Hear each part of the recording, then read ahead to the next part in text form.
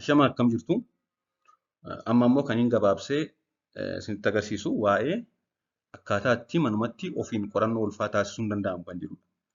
Mee dubartiin tokko ulfa ta'uu ishee erga shakkitee booda manatti ofuma ishee ulfa ta'uuf dhiisuu ishee qorannoo ulfaa akkamitti ofiif taasisuu dandeessi kan jedhu akka armaan gadiitti gabaabsee isinitti agarsiisa.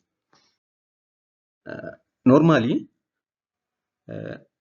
dubartiin tokko ulfaa'uu ishee mallattoo yeroo ulfaadhaan of shakkuu dandeessi.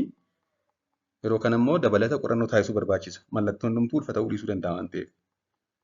Ulfi jiraachuu dhiisuu adda baasuuf yookaan qorannoo ulfaa taasisuu qabu yookaan immoo altiraasawundii ilaalamuu qabu jechuudha.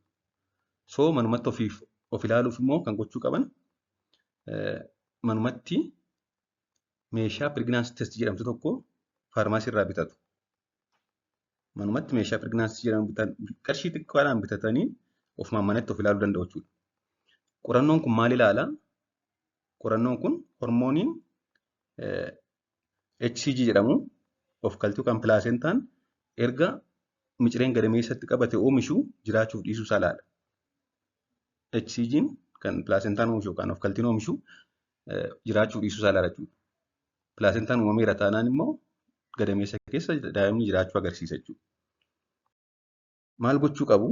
Jalqaba meeshaa piriginaansi test jedhamtu kana qarshii xiqqaadhaan faarmaasii irraa bitatu. Sanaa booddee fincaan qodaa qulqulluu qabutti fincaa'u. Qodaa xiqqootti jechuudha kun suuratti argitan kana. Erga fincaanii booda fiixee meeshaa piriginaansi test jedhamtu kana gara tokkoon irraa buqqisuun akkaataa ajaja achirra jiruun jechuudha. Iddoo irraa buqqifne sana qabnee sekeendii 5-10 fincaan sana keessatti gadi suuqna jechuudha. Keessa galchina. Sekeendii 5-10 fincaan keessa tursiisna.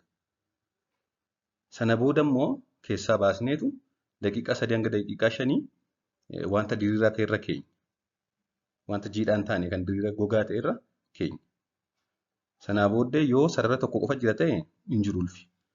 Yoo sarara lama jira ta'e garuu ulfi jira jechuu agarsiisa jechuudha. So isheen kun akkaataa itti manumatti of ilaalanidha.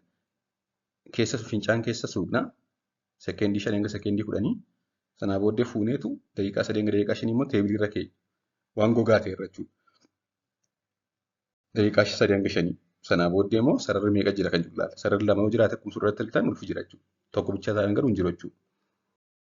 Yeroo baay'ee bu'aan kun yookaan qorannoon kun kan taasifamuu qabu laguun guyyaa itti dhufuu qabu guyyaa tokko kan lama soo dabarsee gaariidha. Perfektii ta'uuf riizaaltii fooyyee qabu argachuuf guyyaatti eegnu sanarra laguun guyyaa tokko lama soo dabarsee gorfama jechuudha. Bu'aa sirrii argachuuf laguun guyyaatti dhufuu qabu dabarsee osoo ilaalanii guyyaa tokko lama xiqqaadha. Haa ta'u malee walqunnamtiin saalaa raawwatamee guyyaa 10 booda of shakkinaan of ilaaluun ni danda'a. Perfektii ta'uuf garuu guyyaa marsaan laguu dhufuu qaburra yoo guyyaa tokko lama darbe gaariidha. Isheen asirratti ilaalan kun immoo akka sasilaa keessa suuquun barbaachistu. Isheen kun immoo akka qorannoo HIV fi hepatitis B fa'aadha jechuudha.